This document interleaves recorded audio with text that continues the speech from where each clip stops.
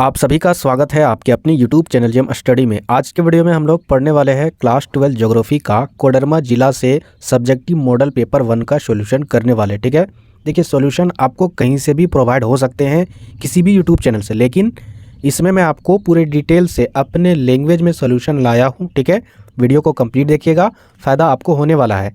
क्योंकि अगर आप जब तक सब्जेक्टिव वाले क्वेश्चन का आंसर समझते नहीं हो तो फिर लिखोगे क्या वहाँ पर? इतना गारंटी थोड़ी ना कोई भी टीचर दे सकता है कि आप जो चीज़ रट्टा मार के जाओगे वही चीज़ आप अच्छे से लिख कर आओगे, या फिर क्वेश्चन घुमा के पूछ दिया तो फिर आप कंफ्यूज हो जाओगे, तो इस चक्कर में आंसर गलत हो सकती है। इसीलिए समझिए, ठीक है। उत्तर से मतलब मत रखिए कि वो यूट्यूब चैनल ने अपलोड कर दिया, चलिए उनके वीडियो को देख लिए तो समझ में आ गया। हाँ, अगर समझ में आता है उनके चैनल से तो देखिए, कोई दिक्कत नहीं है। समझ में नहीं आता है तो कोई फ़ायदा नहीं होने वाला है मॉडल पेपर से। ठीक है, और बहुत सारे यूट्यूब चैनल भी, एक दो यूट्यूब चैनल मैंने देखा है कि वो मॉडल पेपर को प्राथमिकता दे रहे इस साल भी। तो प्लीज़ मैं आपसे रिक्वेस्ट करता हूँ और इस पर एक डेडिकेटेड वीडियो भी लेकर आना चाहता हूँ। ठीक है, बस आप लोग का कमेंट बॉक्स में कमेंट होना चाहिए कि 10 दिन जो बचा हुआ है, आपको पता है कि मैं किस तरीके से आपको डेडिकेटेड करता था पहले भी, यानी मोटिवेट करता था, सही तरीका बताता था पढ़ने के लिए। बहुत सारे स्टूडेंट ने फॉलो किया होगा तो वो आज पछता नहीं रहे। तो अभी 10 दिन में करना क्या है ताकि आप भटकोगे नहीं किसी तरह से भी, तो 10 दिन में आप और तकरीबन 10 से 15% मार्क्स बढ़ा सकते हो, जितने मार्क्स आपके आ रहे हैं। अगर अभी टेस्ट दे रहे होंगे आप लोग तो उसमें से अगर मान के चलिए 60% आपका मार्क्स आ रहा है तो 10-15% अगर बढ़ गया तो समझिए 70-75 से एबव आने वाला है। जिसका 70% मार्क्स आ रहा है सोचिए 80-85% आ सकता है, जिसका 80% आ रहा है तो सोचिए उसका 90% से भी एबव जा सकता है। तो वो स्ट्रैटेजी वाला वीडियो मैं आपको प्रोवाइड कराऊंगा आपके कमेंट के बेसिस पर। तो चलिए आज की वीडियो को शुरू करते हैं। पहला क्वेश्चन क्या आपका, मानव का प्रकृतिकरण से आप क्या समझते हैं? ये क्वेश्चन 2 मार्क्स का है और क्वेश्चन पूछा गया है सिंपल भाषा में कि प्रकृतिकरण, मानव का प्रकृतिकरण से आप क्या समझते हैं, उसको लिखना है। तो उसी तरह आप सिंपल लैंग्वेज में आप लिखिएगा, राइटिंग बैठा के। टीचर कभी भी नंबर नहीं काटेंगे, कॉपी भरने का नंबर नहीं मिलता है। तो यहाँ पर सिंपल इसका उत्तर है, मानव का प्रकृति के अनुसार अपने आप को ढाल लेना मानव का प्रकृतिकरण कहलाता है। आदि मानव काल में होता क्या था कि वे प्रकृति से इतना प्यार करते थे कि किसी तरह कुछ भी अगर घटना घटती थी, मान के चलो कोई पेड़ में आग लग जाता था या किसी तरह का प्रकृति में घटना होता था, आपदा आती थी, जैसे कि बहुत ज़्यादा बारिश हो रही है या फिर किसी प्रकार का कोई दुर्घटना हो गया, जैसे बिजली चमक गई, तो ये सारे चीज़ वो समझते थे कि ये प्रकृति का ही देन है, प्रकृति के द्वारा ही उत्पन्न हो रहा है। प्रकृति को वो एक भगवान के रूप में मानते थे और प्रकृति उनके लिए माता के समान थी, यानी वे माँ भी मानते थे, भगवान भी मानते थे। तो इसलिए वे प्रकृति में पूरी तरीके से ढल चुके थे, जिसे ही मानव का प्रकृतिकरण कहते हैं। ठीक है, इसके आगे भी है, जिन्होंने ज्योग्राफी पढ़ा होगा पूरे डिटेल से उन्हें पता है।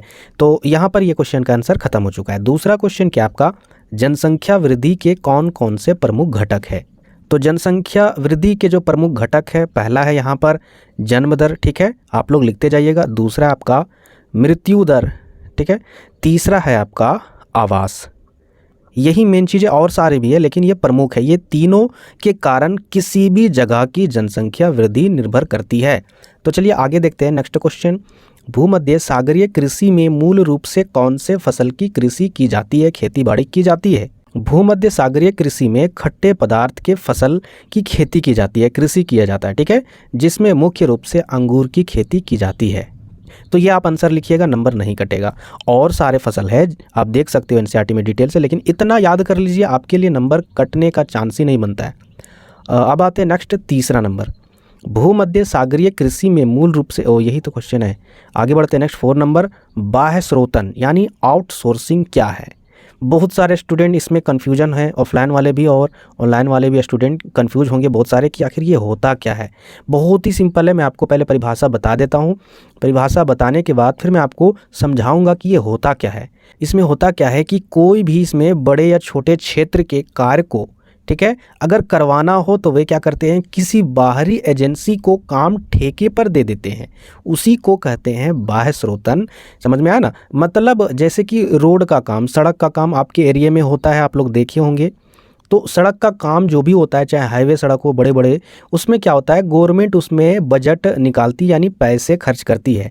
लेकिन गवर्नमेंट क्या करती है, उस एरिया में जो भी सड़क बनने वाला है, कार्य होने वाला है बड़े क्षेत्र में, उसके कार्य को पूरा करने के लिए बाहर से कोई एजेंसी मंगवाती है ना, और उसे ठेके में उस काम को देती है और उसे पूरा कराती है। इससे फ़ायदा होता है ना कि लोग अच्छे से उस काम को करेंगे, जिसे बोलते हैं सक्षम से होना चाहिए वो काम। और उसमें क्या होता है कि अगर अच्छे से काम करेंगे, रेगुलरिटी में वो काम करेंगे, तो उसमें पैसा भी बचत होगा। तो इस प्रकार से आप इसका आंसर लिख सकते हो, मैंने आपको बताया। आगे बढ़ते हैं नेक्स्ट क्वेश्चन।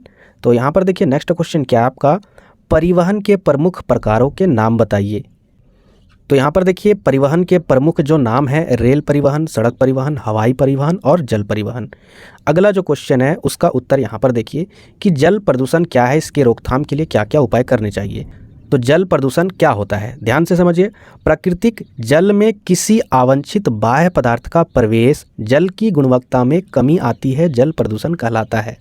जिसे प्रकृति का, ठीक है, प्रकृति का यानी कोई भी जल में किसी भी अवांछित बाह्य पदार्थ, जैसे कि कोई भी फैक्ट्री है, उसका अगर विषैला पदार्थ बाहर से अगर जल में प्रवेश कर रहा है, तो इसका मतलब वो एक अवांछित बाह्य पदार्थ है, जो विषैला पदार्थ आ रहा है। इससे जल की क्वालिटी में अगर गिरावट आ जाती है, कमी आ जाती है, इसी को ही जल का प्रदूषण कहते हैं। अब इसके रोकथाम के लिए क्या क्या कदम उठाने चाहिए, बहुत सारे कदम हैं, तो आप यहाँ पर लिख सकते हो। ये मैंने मुख्य 3 कदम यहाँ पर लिखे हैं, आप और भी याद किए हों तो आपके लिए अच्छी बात है। तो इसके रोकथाम के लिए क्या उपाय हैं, ध्यान से देखिए। कारखानों को आबादी वाले क्षेत्र से दूर स्थापित करना चाहिए। जी हाँ, जैसे मान के चलिए आबादी वाला क्षेत्र जो है वो यहाँ पर रह रहा है, बगल में ही एक नदी है और इसी के द्वारा इसी नदी का पानी वो लोग पीते हैं सप्लाई करके, और यहीं पर आप फैक्ट्री लगा रहे हो और फैक्ट्री से विषैले पदार्थ इस पानी में जा रहे हैं, तो सोचिए कितना यहाँ पर नुकसान होने वाला है। तो ये ना करें, ठीक है, यहाँ पर पहला कारण था। दूसरा, औद्योगिक संयंत्रों में फ़िल्टर का प्रयोग करना चाहिए। मतलब जो भी औद्योगिक इंडस्ट्रीज़ है उसमें जो भी संयंत्र लगे होते हैं, यानी मशीनी उपकरण लगे होते हैं, उसमें फ़िल्टर का प्रयोग होना चाहिए। मतलब जो भी फैक्ट्री में विषैले पदार्थ छोड़े जाते हैं, अगर वो पानी में बहाए जा रहे हैं, तो वहाँ पर फ़िल्टर लगे होने चाहिए, ताकि एकदम ना के बराबर वो विषैला पदार्थ पानी में जाए, जल में जाए। तीसरा, खेतों में कीटनाशक का इस्तेमाल कम करना चाहिए। जैसे कि यहाँ पर नदी है एक, अब इस नदी के किनारे बहुत सारे खेत है, बहुत 100 एकड़ से भी ज़्यादा खेत है, ठीक है।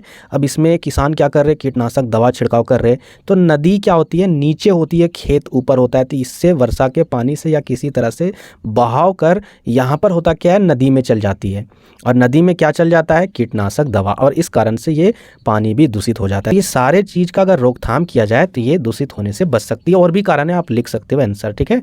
चलिए हम लोग नेक्स्ट क्वेश्चन की ओर बढ़ते हैं। नेक्स्ट क्वेश्चन क्या आपका, जनसंख्या घनत्व किसे कहते हैं, ये आपको बताना है। तो यहाँ पर देखिए इसका उत्तर है प्रति इकाई क्षेत्रफल पर, ठीक है। निवास करने वाले व्यक्तियों की संख्या को ही जनसंख्या घनत्व कहा जाता है। अगर प्रति इकाई क्षेत्रफल में मान के चलिए इतना, किसी प्रति इकाई क्षेत्रफल में अगर जितने लोग रह रहे हैं, मान के चलिए 400 लोग रह रहे हैं, तो उसे ही कहेंगे उस जगह का जनसंख्या घनत्व 400 है। तो इस तरीके से आप निकाल सकते हो। तो यहाँ पर देखिए ये जनसंख्या घनत्व निकालने का फॉर्मूला है, जनसंख्या घनत्व बराबर जनसंख्या बटा क्षेत्रफल। आप इसको भी लिख दीजिएगा तो नंबर कटने का चांस नहीं बनता है। आगे देखते हैं नेक्स्ट, लौह इस्पात। यहाँ तीसरा लिखा हुआ है लेकिन क्वेश्चन नंबर नहीं है, ठीक है। ये नेक्स्ट क्वेश्चन है, लौह इस्पात उद्योग किसी देश के औद्योगिक विकास का आधार ऐसा क्यों कहा गया है कि वो आधार है। जो लौह इस्पात उद्योग है ना, वो किसी भी देश का जो औद्योगिक विकास है, जो फैक्ट्रियाँ हैं, किसी भी देश में जो फैक्ट्री है बहुत सारे, उन सभी के विकास के लिए ये आधार होता है लौह इस्पात वाला फैक्ट्री। क्यों होता है, इसका रीज़न समझिए। लौह इस्पात उद्योग के विकास ने भारत में औद्योगिकीकरण के द्वार खोल दिए हैं। यानी इस उद्योग के द्वारा, लौह इस्पात उद्योग के द्वारा औद्योगिकीकरण में, ठीक है, उद्योग यानी फैक्ट्री इंडस्ट्रीज़ में क्या हुआ है कि द्वार खोल दिया है। पहले आप समझ लीजिए कि लौह इस्पात उद्योग होता क्या है। एक ऐसा फैक्ट्री जिसमें लोहा इस्पात मतलब होता क्या, चदरे जैसा सामान, उसका निर्माण किया जाता है, ठीक है।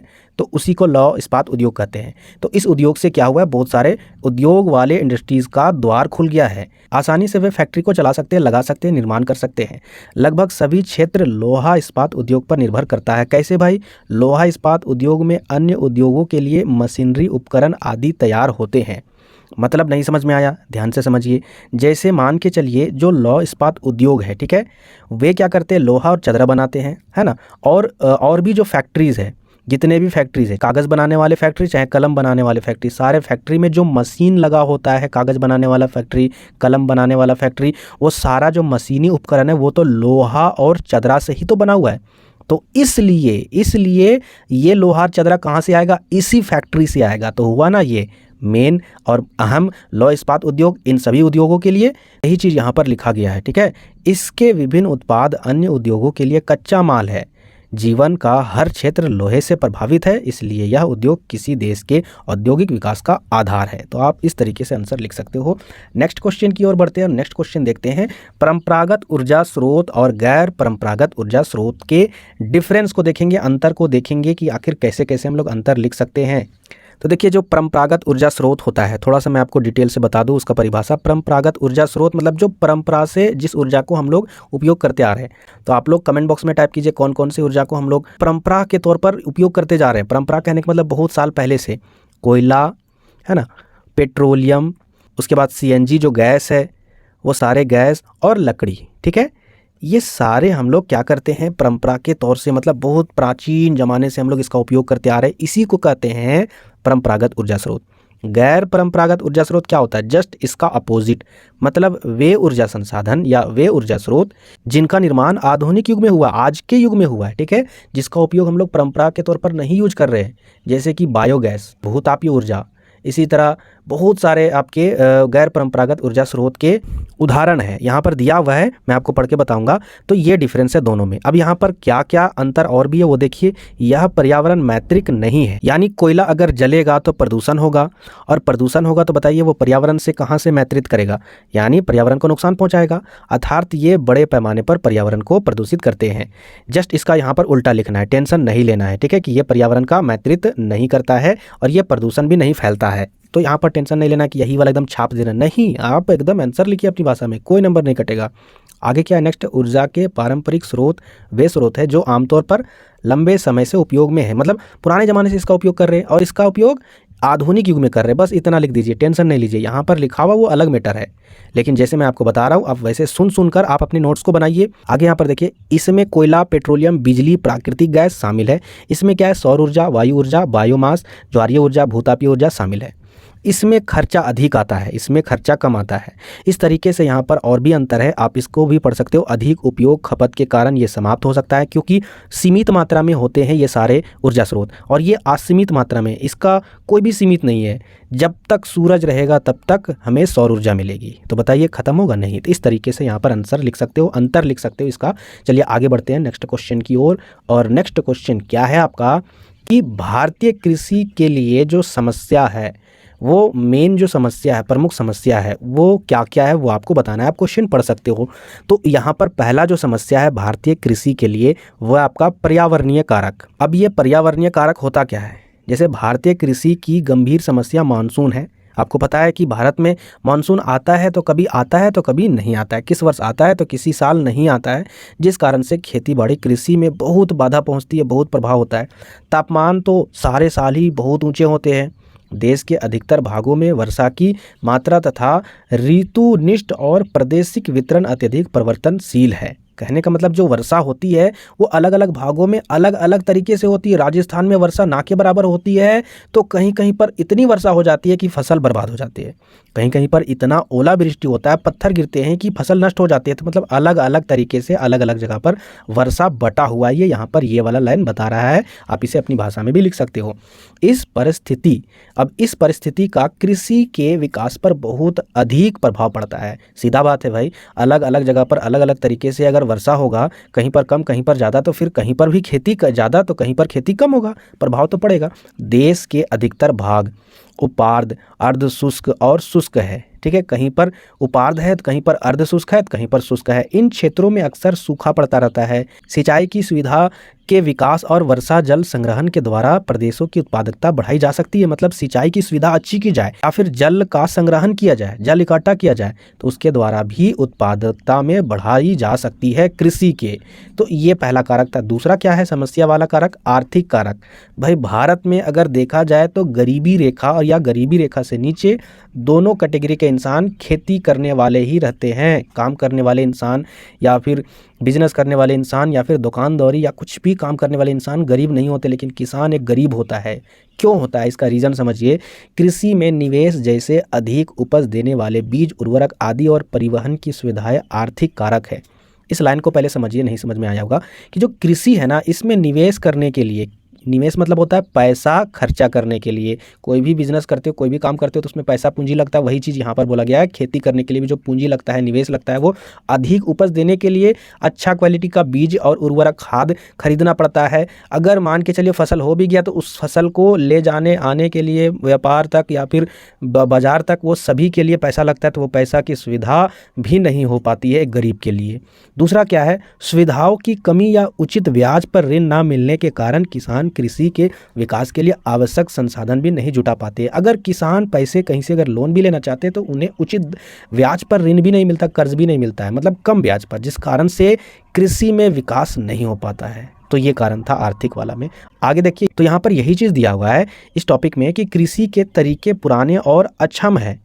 कहने का मतलब जो कृषि का जो तरीका है खेती बाड़ी करने का, वो पुराना ही है और सक्षम नहीं, अक्षम है। अक्षम कहने का मतलब, सक्षम मतलब क्या होता है कि बहुत ही बढ़िया, अक्षम मतलब अच्छा नहीं है। मशीनीकरण बहुत सीमित है, यानी मशीन के द्वारा खेती बाड़ी करना ये बहुत ही सीमित है, फैला हुआ नहीं है चारों तरफ। उर्वरकों और अधिक उपज देने वाले बीजों का उपयोग भी सीमित है।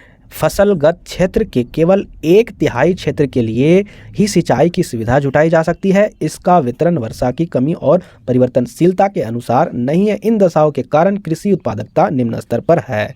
इस प्रकार से आप इसका आंसर लिख सकते हो। चलिए, अगर आप मेरी बातों को अपनी लैंग्वेज में जो मैं आपको बता रहा हूँ वो भी सुनकर आप अगर लिख सकते हो या याद कर सकते हो, दिमाग में बैठा सकते हो, तो वो भी आंसर आपके लिए अच्छा होगा, बशर्ते आपकी लिखावट अच्छी होनी चाहिए। तो यहाँ पर देख लेते हैं, चावल की कृषि के लिए 4 अनुकूल भौतिक या फिर भौगोलिक दशाओं का वर्णन करें। चावल के प्रमुख उत्पादक राज्यों के नाम लिखें। इसी क्वेश्चन को इस प्रकार से भी घुमाकर पूछा जा सकता है, भारत में चावल उत्पादक के लिए अनुकूल भौगोलिक दशाओं का वर्णन करें। तो दोनों सेम क्वेश्चन है, उसका उत्तर भी सेम होगा। चलिए देखते हैं क्या क्या भौगोलिक दशा है चावल के उत्पादन के लिए। पहला क्या है, धान के पौधों को 27 डिग्री से 30 डिग्री सेल्सियस तक के तापमान वाले वातावरण की आवश्यकता रहती है। इसी तरह पॉइंट वाइज आपको आंसर लिखना है। दूसरा पॉइंट क्या आपका, धान के पौधे को विकसित होने के लिए यानी बढ़ने के लिए करीब 100 सेंटीमीटर वर्षा की आवश्यकता होती है। धान के खेत में करीब 10.25 सेंटीमीटर पानी भरा रहना चाहिए। ये आपका दूसरा पॉइंट है। तीसरा पॉइंट क्या आपका, चिकनी एवं दोमट मिट्टी चावल की खेती हेतु उपयुक्त मानी जाती है। इस प्रकार की मिट्टी में पानी का ठहराव यानी पानी को रखने की क्षमता उस मिट्टी में होती है, ठहराव बना रहता है। ठीक है। अगला पॉइंट है, धान की खेती हेतु पौधे तैयार करना, उखाड़ना, रोपण व पानी में डूबे खेतों तक पहुंचने का कार्य मजदूरों की सहायता से ही कराया जाता है। इसलिए चावल की खेती ऐसे क्षेत्रों में की जानी चाहिए जहां सस्ती दरों पर मजदूर भी उपलब्ध रहते हैं। तो ये थे आपके चावल खेती करने के लिए अनुकूल भौगोलिक दशाएं। अब यहाँ पर देखिए एक छोटा सा और भी पॉइंट है, भारत के प्रमुख चावल उत्पादक राज्य कौन कौन है, पश्चिम बंगाल, उत्तर प्रदेश, आंध्र प्रदेश, हरियाणा, पंजाब, तमिलनाडु। ये भी लिख दीजिएगा तो टीचर इंप्रेस हो जाएंगे कि चलिए स्टूडेंट को कुछ तो आता है। नेक्स्ट क्वेश्चन क्या आपका, प्रौद्योगिकी ध्रुव यानी टेक्नोलॉजी पोल्स क्या है, इसको उदाहरण के साथ विवरण दे। देखिए यहाँ पर इस प्रश्न का उत्तर यहाँ पर दिया हुआ है। ठीक है, ये प्रश्न मुझे अच्छा नहीं लगा है, मतलब मेरा मानना है कि आप इसे ना याद करो तो ही बेटर है। क्वेश्चन नहीं पूछेगा इसकी चिंता नहीं करनी है, पूछेगा तो देखिए आपको 7 क्वेश्चन में से 5 बनाना है। ठीक है, तो ये टफ लगता है, मेरे को टफ लगता है, आपको पता नहीं है, लेकिन इसीलिए मैं आपको सजेशन देता हूँ, इसे मत पढ़िए। नेक्स्ट क्वेश्चन की ओर बढ़ते हैं। नेक्स्ट क्वेश्चन क्या आपका, स्थानांतरित कृषि से आप क्या समझते हैं, उदाहरण के साथ समझाएं। ठीक है, तो ध्यान से समझिए, स्थानांतरित कृषि होता क्या है। एक ऐसा कृषि का प्रकार है जिसमें कोई भी भूमि का टुकड़ा कुछ समय तक फसल लेने के लिए चुना जाता है, मतलब फसल लगाने के लिए चुना जाता है, और उर्वरक समाप्ति के बाद इसका परित्याग कर दूसरे टुकड़े को ऐसी ही कृषि के लिए चुन लिया जाता है। मतलब समझिए स्थानांतरित कृषि होता क्या है, एक स्थान में अगर कृषि की जाती है, अगर उसे चुन लिया जाता है तो वहाँ पर क्या होता है, ये जो कृषि होती थी वो प्राचीन काल में होती थी। उस समय क्या होता था, चारों तरफ जंगल झाड़ थे, वनस्पति जात था, तो ये जंगल झाड़ वनस्पति पेड़ पौधे को काट कर वहाँ पर जला देते थे उसके खरपतवार को, और उसके बाद जलाने के बाद वहाँ पर छाय या फिर खरपतवार जैसा एक खाद्य पदार्थ के जैसा वहाँ पर जमा हो जाता था। उसके बाद फिर वहाँ पर खेती करते थे, फसल उगाते थे। उसके बाद फिर क्या करते थे, वहाँ पर फसल को काटने के बाद फिर उस जगह से दूसरी जगह पर उसी प्रकार के ज़मीन को ढूंढते थे, फिर उसी प्रकार वहाँ पर पेड़ पौधे काट कर उसके बाद वहाँ पर खेती करते थे। तो इसी प्रकार एक जगह से दूसरी जगह स्थानांतरित होकर खेती करने को ही स्थानांतरित कृषि कहते हैं। तो इस प्रकार के कृषि का उदाहरण कौन सा है? झूम खेती। ठीक है, झूम खेती जो की जाती थी, झूम कृषि इसी प्रकार के विधि द्वारा की जाती थी, यानी झूम झूम कर खेती की जाती थी, यानी एक जगह से दूसरी जगह जा जाकर। यह कृषि जो है वो अमेजन बेसिन के सघन वन्य क्षेत्रों, उष्णकटिबंधीय अफ्रीका, दक्षिण पूर्वी एशिया और पूर्वोत्तर भारत में प्रचलित है। ये भारी वर्षा और वनस्पति के तीव्र पुनर्जनन वाले क्षेत्र हैं। तो इस प्रकार से आप आंसर लिख दीजिएगा, आपका नंबर नहीं कटेगा। जो भारत है उसे मानव विकास सूचकांक में मध्य स्थिति का दर्जा दिया गया है। आखिर इस कैटेगरी में क्यों रखा गया है? तो ध्यान से समझिए, मानव विकास सूचकांक में भारत की स्थिति चिंताजनक है। विकास के तमाम दावों के बावजूद सूचकांक में भारत अपने पड़ोसी देशों से भी बहुत पीछे है। यूएनडीपी द्वारा 2022 में प्रकाशित मानव विकास सूचकांक 2021 में भारत का स्थान 132वां है। भारत का HDI मूल्य 0.633 रखा गया है, जो कि 2020 से 21 के सूचकांक 131 एवं HDI मूल्य 0.645 से कम है। पिछले वर्ष के सूचकांक के मुकाबले में इस वर्ष भारत के मानव विकास में गिरावट आई है। भारत को प्राप्त मानव विकास सूचकांक, यानी जो भारत को जो कैटेगरी रैंक में मानव विकास सूचकांक को रखा गया है, उस सूचकांक के मूल्य को मध्यम मानव विकास की श्रेणी में रखा जाता है। इस कारण से भारत को मध्यम मानव विकास की श्रेणी में रखा गया है। ठीक है, आगे देखिए यहाँ पर नेक्स्ट क्वेश्चन क्या आपका? भारत में खनिजों का संरक्षण क्यों आवश्यक है? हम उनका संरक्षण किस प्रकार से कर सकते हैं? संरक्षण कहने का मतलब है उसका रख रखाव। यहाँ पर देखिए इसका उत्तर क्या है? खनिज हमारे आर्थिक विकास और सभ्यता के विकास के आधारभूत तत्व है। ये समाप्य संसाधन है, इनका नवीकरण नहीं होता, इसलिए इनका संरक्षण आवश्यक है ताकि आगे आने वाली पीढ़ी भी इनका उपयोग कर सके और हमें आर्थिक विकास की क्रिया निरंतर चलती रहे। आजकल हमारे खनिजों की अत्यधिक प्राप्ति की लालसा तथा आधुनिक खनन प्रौद्योगिकी ने खनिजों के खनन में तीव्रता पैदा कर दी है। बहुत ही तेज़ी से पैदा हो रहे हैं, कहने का मतलब है खनिजों के खनन के लिए जो इंडस्ट्रीज़ है वो बहुत ही तेज़ी से डेवलप हो रहे हैं, जिसके कारण हमारे खनिज समाप्त होने में निकट पहुंचने लगे हैं। यह विचारणीय है कि जब हमारे पास खनिजों का अभाव हो जाएगा तब हमारी क्या दशा होगी, सोच लीजिए। इस स्थिति में ना तो हमारे आर्थिक विकास कार्यक्रम चल पाएंगे, ना ही विदेशी मुद्रा का अर्जन हो पाएगा। इसलिए हमारी आधुनिक सभ्यता भी नष्ट हो जाएगी।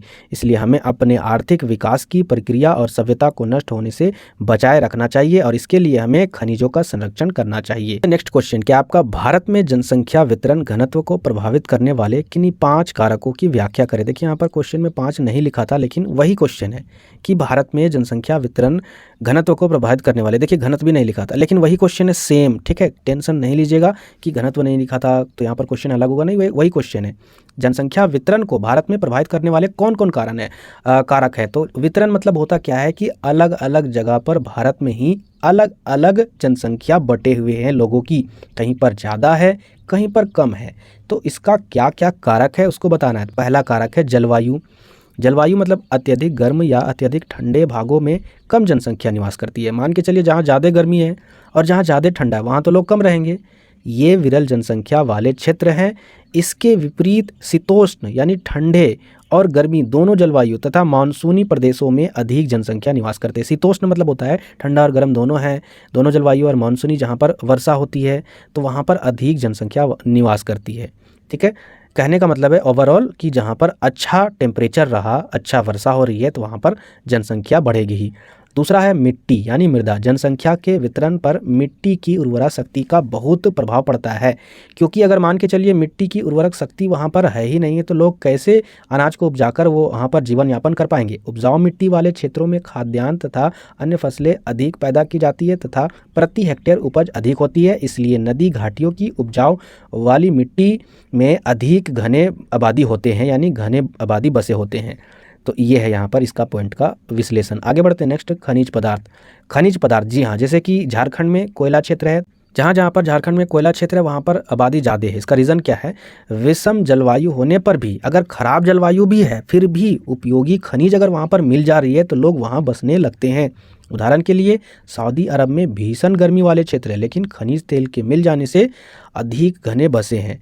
कालगुरली और कुलगाड़ी की गर्म जलवायु में सोने की प्राप्ति तथा अलास्का में तेल कुआं की उपलब्धियां हैं, फिर भी जिसके कारण से वहाँ अधिक लोग रहते हैं, इसका भी ये कारण है। ठीक है, चलिए आगे बढ़ते हैं। नेक्स्ट, वनस्पति। वनस्पति मतलब अधिक घने वनों के कारण भी जनसंख्या अधिक नहीं पाई जाती है। जैसे कि अधिक घने अगर वन है तो उसके कारण वहाँ पर जनसंख्या कम होगी, लेकिन अगर कोणधारी वनों की आर्थिक उपयोगिता अधिक है, इसलिए लोग इन्हें काटने के लिए वहाँ बसते हैं। तो इस प्रकार से ये कारक आप लिख सकते हो। और भी बहुत सारे कारक है। ठीक है, आर्थिक कारक है, इसमें से परिवहन का विकास, अत्यधिक नगरीकरण, आगे भी यहाँ पर देखिए सांस्कृतिक कारक, ये सारे हैं। अगर मैं इसको पढ़ूँ तो बहुत ही लंबा वीडियो हो जाएगा। राजनीतिक कारक भी है। तो आप लोग क्या कीजिएगा, इसका स्क्रीनशॉट लेते जाइएगा या फिर आप इसका नोट्स बनाते जाइएगा आप डिटेल से।